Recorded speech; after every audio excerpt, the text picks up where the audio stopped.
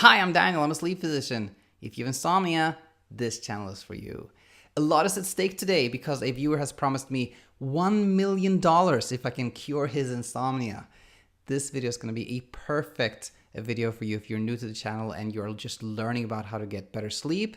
If you are a subscriber and watched a lot of my videos, well, always something new. Nice having you back here, and if you happen to be new to this channel, big welcome to you.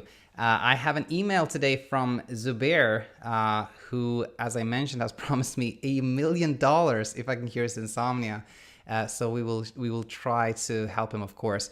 We're gonna really focus today on like the core techniques of CBTi, which are bedtime restriction and stimulus control. So especially if you're new to the channel, this is like really a good video for you to watch.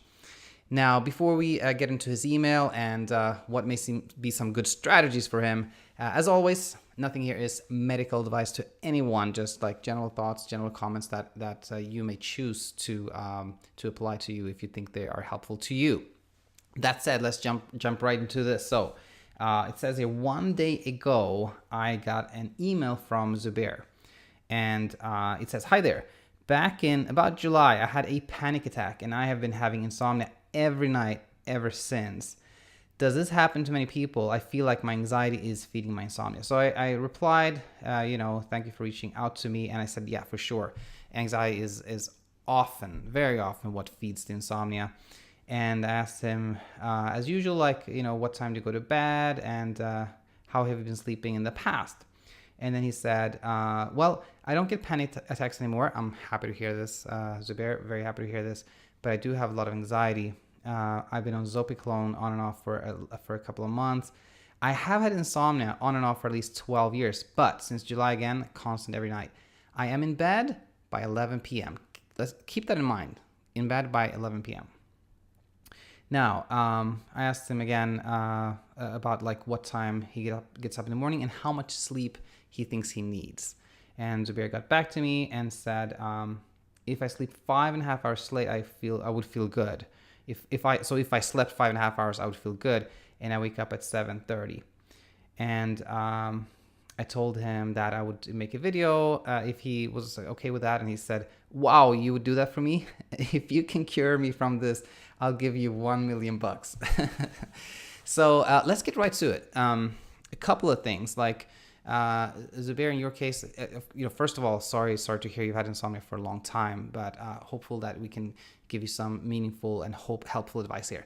So first thing, everybody's a little bit different. Some of us need a lot of sleep, 8 hours, which is rare, but some of us need that. Most people need about 6 hours. And you say that if you slept 5.5 hours, you would feel pretty good. And I don't doubt that, most people that slept like 5.5, 6 hours straight would feel really good. Now, here's the thing. You get in bed by 11 p.m. and you're out of bed 7:30 in the morning. That's 8.5 hours. Yeah. That's 8.5 hours. So you can see that, you only need to sleep 5.5 hours. You're in bed 8.5 hours. So like by default, you are going to have a lot of insomnia because you're spending more time in bed than you need to sleep. And I already know what you're thinking. You're thinking, but that's the thing. I can't sleep. So, I need to sleep. And that's kind of the natural reaction when you have trouble sleeping is to make sure you get into bed early enough and that you spend enough time in sleep so that you can get as much sleep as possible. But you know what? That strategy backfires. Because what happens is you end up tossing and turning, you're not sleeping good. You start thinking of the bed as a place where you have anxiety and you can't sleep instead of that kind of safe space where you do sleep. So the first thing to do when you have insomnia is spending less time in bed. That may sound like a scary proposition, like I'm going to get even less sleep. You know what? Trust me, this works. At least 70 to 80% of time, CBT, which are the things we talk about here, they do work. Now, more specifically, like what should you be doing? Well, here's kind of the classic strategy. You pick a wake up time. Let's say, I'm just going to pick like 6:30. Let's say 6:30 is your wake up time. You have to be religious about that. Like every single morning at 6:30 a.m., you have to get out of bed. even if you had a terrible night, let's say you fell asleep at 1, you woke up at 3, you know, you slept a little bit from 4 to 2, you slept like a total of 3 hours, you have to be up at 6:30. Why? Well, the hope is that if you get up at 6:30, you keep yourself up the whole day, and then you go to bed at your designated bedtime, you're going to be having a strong sleep drive, a strong need for sleep that's going to put you to sleep and keep you asleep. So that's kind of number one. 6:30, let's say. 6:30 is your wake up time. Be religious about that. Now, let's back up. I'm not going to do 5.5. I'm going to do, let's say, 6 hours before 6:30. So let's say we back up 6 hours before 6:30. We end up at midnight. Sorry, half an hour after midnight. Okay, so 00:30, let's call it. So that's your bedtime, meaning you cannot go to bed before half an hour after midnight. You know, so even if you're like, you know, 9 p.m., 10 p.m., you're like, I'm tired. I really feel I need to sleep. No, you cannot go to bed that early. You have to stay up till half an hour after midnight. So your sleep window is between half an hour after midnight and 6:30. You're not allowed to sleep outside of that window. That's the way to start. Second thing is, if you wake up at, let's say, 2 or 3 a.m. and you're like, oh my gosh, I can't fall back asleep, leave the bedroom and only go back when you feel sleepy again. This is how you start.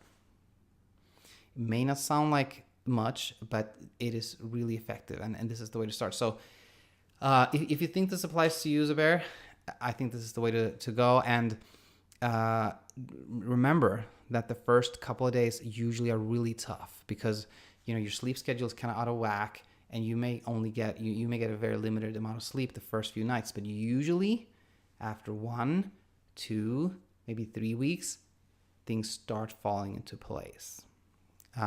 So I'm gonna end there. I hope this was helpful to you, Zubair. And I really, I'm just joking about these $1 million, of course. In fact, I told Zubair in an email back to him, like, you know what? If you sleep better, you have to give yourself $1 million because you're going to do all the work.